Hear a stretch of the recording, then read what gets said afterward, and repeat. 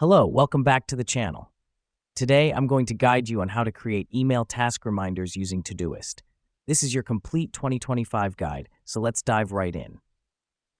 First up, we need to open Todoist and log into your account. Now, this is important because Todoist is the platform where we set up and manage our task reminders. If you don't have an account yet, go ahead and create one. It's free and easy to use. Next up, once logged in, let me show you how to create a new task.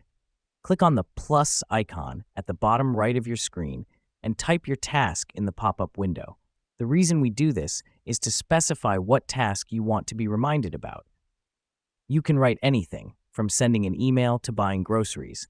Now that we've done that, let's set a due date and time for this task. Click on the Schedule option and select when you want to be reminded. This helps us because Todoist will send an email reminder at the specified date and time, ensuring you don't forget about your task. Here comes the crucial part, enabling email notifications. Go to Settings, then Notifications. Check the box that says Email Notifications about upcoming tasks.